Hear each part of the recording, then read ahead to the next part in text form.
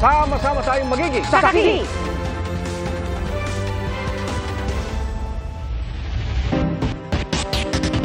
Pinahaharap sa pagdinig ng Senado sa Lunes si dismissed Bamban Mayor Alice Guo.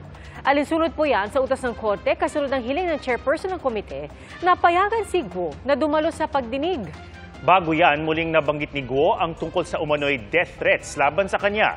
Bagay na pinagdududahan ng isang opisyal ng Presidential Anti-Organized Crime Commission o PAOC.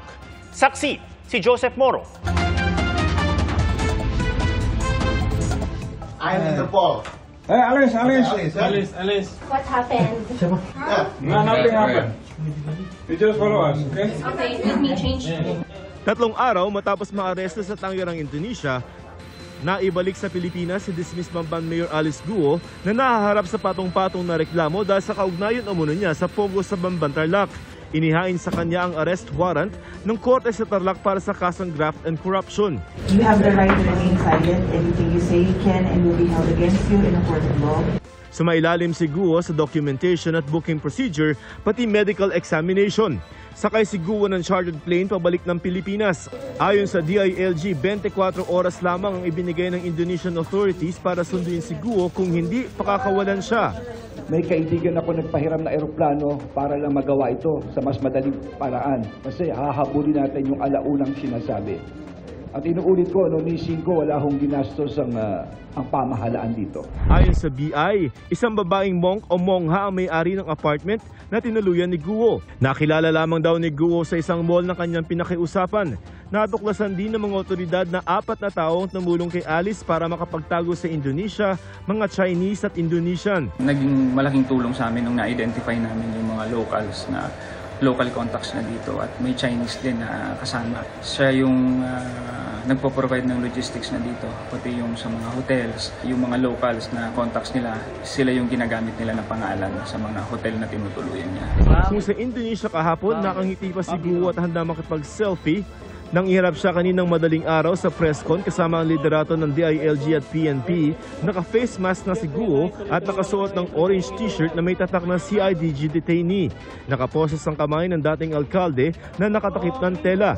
Nakatalikod siya sa halos kabuuan ng presscon. Matipid na sagot sa media. Kino-confirm ko po ang lahat po ng sinabi po ni Secretary na meron po akong death threats po at humingi po ako ng tulong po sa kanila at masaya din po ako na nakita ko po sila. I feel safe po. Maraming salamat po. Mayor Alice, kaya po ba medyo masaya po kayo sa mga pictures and yung mga nakikipag-selfie pa po sa inyo, lagi kayo nakasmile na parang less stress po kayo sa inyo pong sitwasyon? Opo.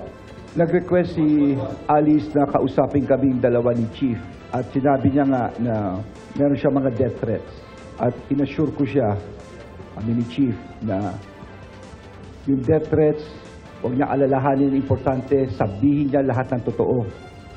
Lahat, huwag siya matakot, maski sino pang malalaking tao ito.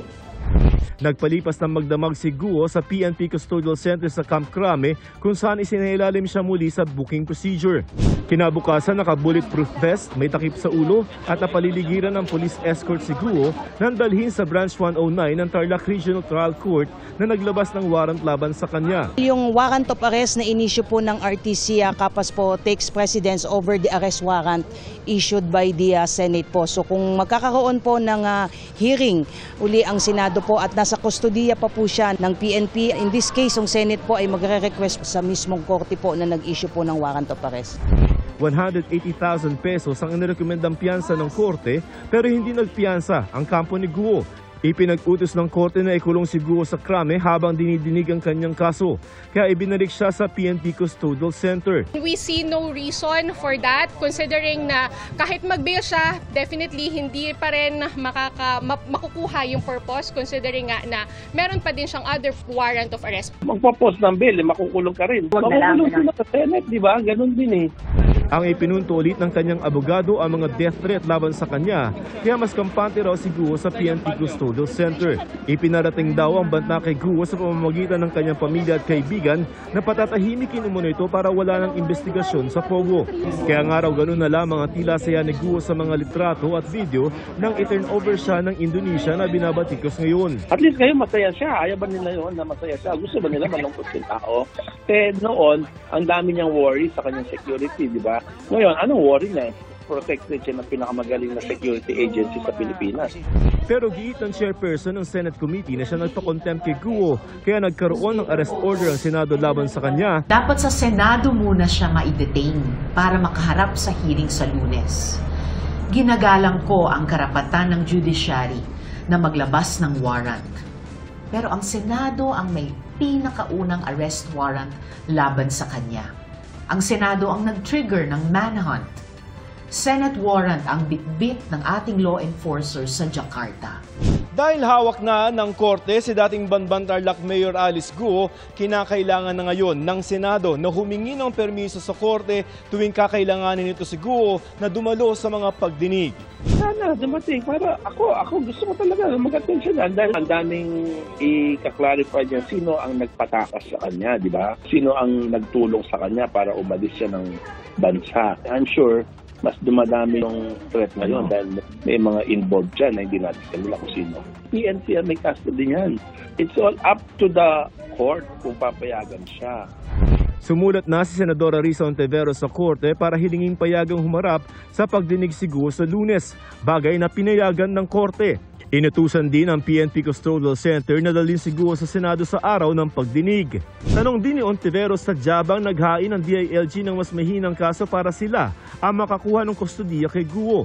Sandigan Bayan daw dapat ang may hawak ng graft and corruption charges laban sa high-ranking officials gaya ni Guo. Sagot naman ng DILG, sa ombudsman sila naghain ng reklamo at ang ombudsman ang naghain ng kaso sa Tarlac RTC.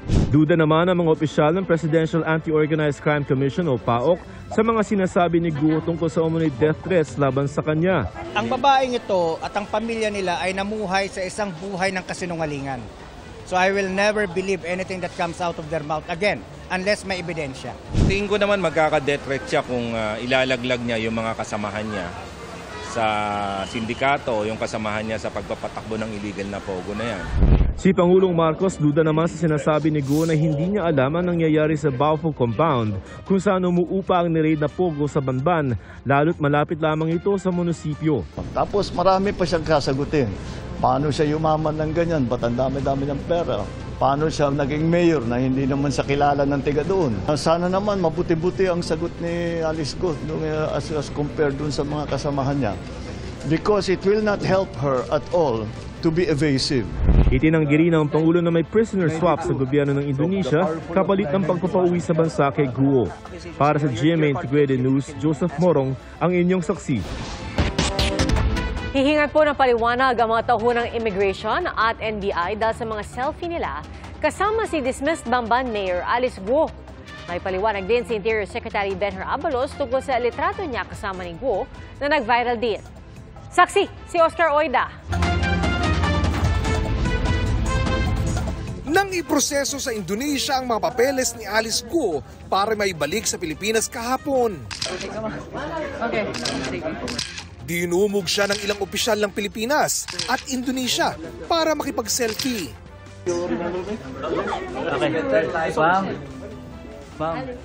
Todo pa ang ngiti ng dismissed mayor na inaresto sa pagkakasangkot sa iligal na pogo sa Bamban Tarlac na nasa likod ng iba't ibang krimen gaya ng torture, scamming at human trafficking. You're going home. How do you feel? I'm good. You're good? Yeah, I'm good. Are you okay now? Yeah. Okay. Sa isang punto, kumindat pa siya habang navi-video bomb. May ganitong kuha rin kay Guo at sa mga opisyal ng NBI sa isang van na ayon sa ilang netizen ay tila mag-outing. Nakangiti at pose rin si Guo sa pagitan ni Interior Secretary Benher Abalos at PNP Chief Romel Marbil sa kuwang ito. Ang pakikipag-selfie ng mga tauhan ng gobyerno kay Guo, tinawag ng isang senador na unprofessional. Paalala naman ng chairperson ng komite sa Senado na nag-iimbestiga sa mga iligal na pogo. Pugante si Guo at hindi celebrity. We want answers, not a photo shoot. Matapos nang makipagtaguan sa batas, ginawa namang fan meet nitong si Alice Guo ang pagka-aresto niya. Kulang na lang red carpet. Sabi ng Justice Department na nakakasakop sa Bureau of Immigration at NBI, inappropriate nga o wala sa lugar ang inasal ng mga tauhan ng dalawang bureau. Kaya i-issuean sila ng show cause order o pagpapaliwanagin. Sabi rin ng direktor ng NBI, dapat hindi ganon ang ginawa ng mga ahente. Patawarin nyo kami, dapat we act professionally. They will be reprimanded. And a stern warning na wag nang mauulit. Pero sana raw ay maunawaan ng publiko na reaksyon ito ng mga tauhan matapos magbunga ang ilang linggong paghihirap sa Indonesia. Hindi ko masisi yung kasiyahan. Day and night nagtatrabaho kayo. Walang matutuluyan, nagho-hotel, walang kapos ang budget. At kaugnay ng di agad pagposas kay Guo. Wala pa sa jurisdiction natin. Jurisdiction pa ng Indonesia yun. Pagsakay niya ng eroplano, pinusasa na siya, nilagyan na siya ng damit na detainee. Paliwanag naman ng Interior Secretary, para lang umano sa documentation ang kuwang ito kasama si Guo. So sinasabi niya sa akin at meron daw threat sa kanyang buhay. Ang ginawa ni Chief Marbil, nire-record niya.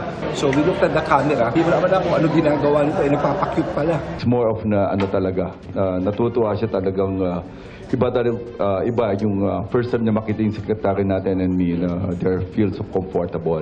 Sabi ni Pangulong Bongbong Marcos. Part of the new culture now na nagpapakuhalagan ng kahit ano. Kasi po-post nila, tignan mo, nakasama ako dito sa team na nag-aresto. We are the selfie capital of the world, di ba? Hindi nag-selfie, hindi mo naman pigilan ng tao na ngumiti. So, they just had a selfie. I don't think there's much more to it than that. Para sa GMA Integrated News, Oscar Oida, ang inyong saksi. Sa susunod na linggo, lagpas-pisang rollback sa petrolyo ang asahan ng mga motorista. Batay sa 4-day average ng trading ng langis, hanggang piso at 30 sentimo ang posibleng tapyas sa kada litro ng diesel at gasolina. Hanggang piso at 35 sentimo naman sa kerosene. At magbabago pa yan depende sa resulta ng trading ngayong Biyernes. Ayon sa Oil Industry Management Bureau ng Energy Department, may epekto sa nakaambang rollback ang paghina ng demand sa langis sa China at Amerika. Gayun din ang dagdag produksyon ng langis sa Libya at ang plano para riyan ng OPEC Plus countries sa Oktubre. Mga kapuso, kahit wala na ang bagyong Enteng sa Philippine Area of Responsibility, baha pa rin sa ilang lugar sa bansa. Aminado naman si Pangulong Bongbong Marcos na kailangan ng baguhin ang estratehiya pagdating sa flood control at disaster management. Saksi, si Jasmine Gabriel Galban ng GMA Regional TV. Pinasok na ng tubig ang loob ng bahay ni Mang Charito mula sa barangay Pugo, Mangaldan, Pangasinan. Itinaas na ang kanilang mga gamit para hindi maabot ng tubig. Mabilis daw ang pagtaas ng baha dahil sa tuloy-tuloy na buhos ng ulan bunsod ng hanging habagat. Panasok na, pero takit-tsagaan na lang kasi wala naman magagawa, ma'am. Ilan pang kabahayan sa bayan ang apektado ng baha. Hindi ka makakatulog, baka papasok na doon sa loob. Sa bayan ng Kalasyaw, 15 barangay ang apektado ng pagbaha. Mahigpit ang monitoring ng MDRRMO sa Marusay River na ngayon ay nasa above critical level na. Tataas pang baha kung aapaw ang ilog. Kaya nag-abiso ng MDRRMO ng preemptive evacuation. Nagka-flash flood naman sa Aguilar, Pangasinan. Nalubog sa baha ang kalsada at binaha na rin ang loob ng palengke ng bayan. May mga residenteng inilikas. Sa monitoring ng PDRRMO, nakararanas din ng baha ang ilang barangay sa Binmalay, Lingayen at Dagupan City. Nananatili sa red alert status ang Pangasinan PDRRMO para mabantayan ang sitwasyon. Nagmistulang palaisdaan naman ang Candaba San Miguel Road at Candaba Baliwag Road sa Pampanga. Umapaw kasi ang ilog dahil sa walang humpay na pag-ulan na bunsod ng hanging habagat. Inabisuhan ng mga motorista na gumamit ng alternatibong ruta. Ayon sa MDRRMO, 15 barangay sa Candaba ang lubog sa baha. Pinadapa naman ng ulan ang ilang palayan sa San Pedro, Palcarangan sa bayan ng Lubao. Nakatakda pa naman sanang anihin ng mga palay sa susunod na linggo. Dahil naman sa malakas na pag-uulan, hindi madaanan ng Common Latar at Canabuan Overflow Drift Bridge sa Aritaw, Nueva Vizcaya.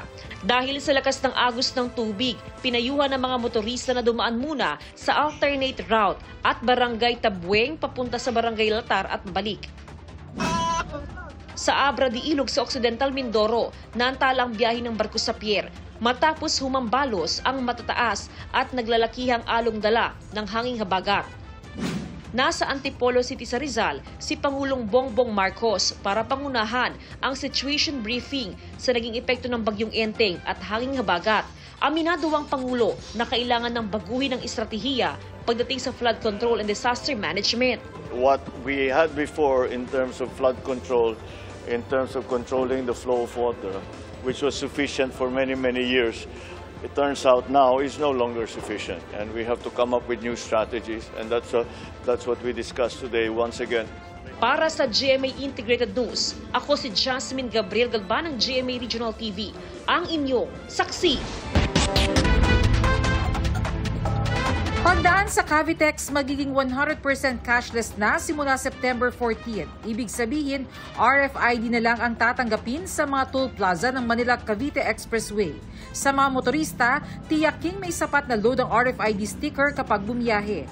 Pero paglilinaw ni PEA Tollway Corporation spokesperson Attorney Ariel Inton, dry run pa lang ito at alinsunod daw sa utos ng DOTR. Sa October 1, sisimula ng panghuhuli at istriktong pagpapatupad ng cashless tollway. Bilang ng mga Pilipinong walang trabaho nitong Hulyo, dumami ng madagdag sa labor force ang mga bagong graduate ng kolehiyo at senior high school ayon sa Philippine Statistics Authority. 2.38 million individual, edad 15 pataas ang unemployed nitong Hulyo. Ayon sa PSA, mas mataas kumpara sa bilang noong Hunyo 2024 at Hulyo 2023. 43% na mga walang trabaho ang mga edad 15 hanggang 24. Sabi rin ng PSA, tataas ang employment demand pagpasok ng Burr months. Halos 3 trilyong pisong kita ng Pilipinas sa domestic tourism o pagpasyal ng mga lokal sa sariling bansa, pinakamataas sa Southeast Asia. Base yan sa World Travel and Tourism Council ayon sa Department of Tourism. At kung plano mamasyal sa limitadong budget, may packages sa 35th Philippine Travel Mart. Pwedeng bisitahin ng mga postcard perfect na burol sa Batanes o maging foodie sa pamamasyal. Ito yung tradisyonal na pagkain na hinahain ng mga Maranao sa Llano del Sur kapag sila ay mayroong bisita. Kabilang nandyan, itong tinatawag na dudol. Gawa ito sa glutinous rice, niyog at asukal. Sarap! Bukod sa mga lokal na turista, target pa rin ng Pilipinas na makahikayat ng mga dayuhan. Kaya pinalawig pa ang mas maraming direct flights mula ibang bansa pa probinsya. Para sa GMA Integrated News, Bernadette Reyes ang inyong saksi. Mga kapuso, mababawasan na ang matitinding ulan sa bansa ngayong weekend. Yan po ay dahil sa paghina ng epekto ng habagat na hinahatak ng dating bagyong Enteng at tuloy-tuloy na ang paglayo sa PAR. Base sa datos ng Metro Weather, mababa ang tsansa ng ulan sa umaga sa halos buong bansa. Pero pagsapit ng hapon, may mga pag-ulan sa Sabado, dyan po sa Northern at Central Luzon, ilang bahagi ng Calabarzon, Mindoro Provinces, pati sa ilang lugar sa Visayas at Mindanao. May mga pag-ulan din sa linggo ng hapon, pero mas kalat-kalat na lamang at hindi malawakan. Hindi na rin kasing tindi ang buhos kumpara noong malakas ang habagat, pero maging alerto pa rin, lalo na sakaling may thunderstorms. Sa Metro Manila, mas maaliwalas na ang panahon maliban na lang sa localized thunderstorms sa hapon o gabi. Patuloy ring umantabay sa magiging pagbabago sa minomonitor na cloud cluster o kumpol na mga ulap sa loob ng PAR na ayon sa Pag-asa ay may chance na maging low pressure area sa mga susunod na araw. Mala Iron Man ang isang humanoid robot sa Italy. Goal nilang maturuan ng robot na si iCub na lumipad. Ang tawag sa kanya ngayon, Iron Cub. Kinabitan siya ng mga jetpack o jet turbines sa mga braso at balikat. At sinasanay pa kung paano maging steady ang paglipad at paglanding ni Iron Cub. Layon ng mga researcher na magamit si Iron Cub sa disaster response, lalo sa pag-rescue sa mga lugar na pahirap pang marating ng mga tao.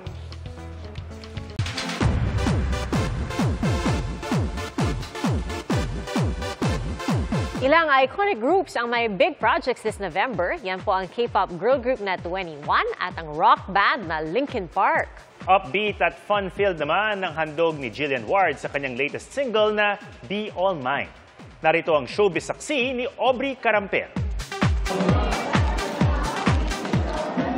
Pretty face, acting skills, at musical talent. Deserve ni Jillian Ward ang pagiging star of the new gen. At mula sa pagko-cover ng kanta,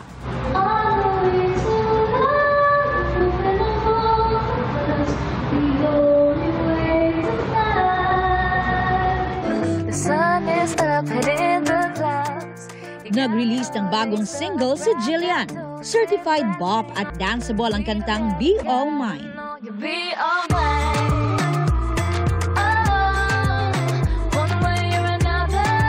Tungkol yan sa young love na ang ilang lyrics, si Jill mismo ang sumulat. Kakolab niya ang South Korean rapper na si Trudy. At ang music track, produced and composed ni South Korean music producer Kim Hyun-jae. Kilig naman ang hatid sa music video ng chemistry ni Jillian at social media personality Brent Manalo. Napa-OMG naman ang manonood sa high energy na K-pop girl group New Jeans sa Ultimate Fandom Concert kagabi. Game na game ang grupo sa pag-perform ng kanilang hit songs, kabilang ang Bubblegum, ETA, How Sweet at Supernatural. Happy din sa pagbabalik Pinas na Minzy, Hani, Daniel, Herin and Hayin na huling bumisita sa bansa noong December para sa ginanap na Asia Artist Awards. Linkin Park is back. Yan ang anunsyo kanina ng sikat na American rock band. Pasabog ang sorpresa nilang bagong kanta at events kasama ang bago nilang mga kabanda. Sina Scream singer Emily Armstrong bilang bokalista at songwriter at drummer na si Colin Britton. Sa November nakatakdang ilabas ang comeback album nilang From Zero. 2017 huling naglabas ng album ang Linkin Park, kasama ang namayapang miyembrong si Chester Bennington. Blackjacks, you better ring the alarm! Sa Nobyembre na ang inaabangang comeback ng K-pop girl group na 21 at sa kanilang Welcome Back Asia Tour. First stop ang Manila sa November 16. Para sa GMA Integrated News, Aubrey Carampel ang inyong saksi.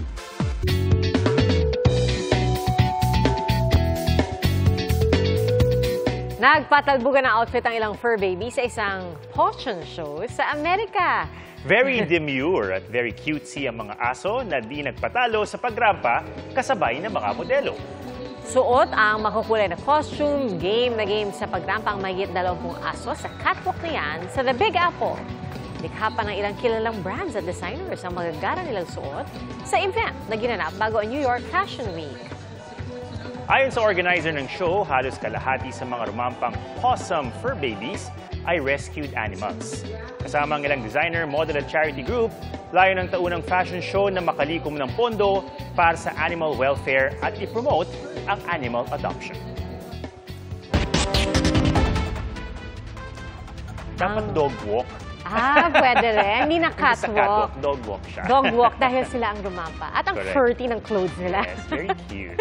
Mga kapuso, salamat sa inyong pagsaksi. Ako po si Pia Arcangel. Sa ngalan ni Arnold Tavio, ako si Ato Maraulio para sa mas malaking misyon at sa mas malawak na paglilingkod sa bayan. Mula sa GMA Integrated News, ang News Authority ng Filipino hanggang sa Lunes, sama-sama tayong magiging saksi!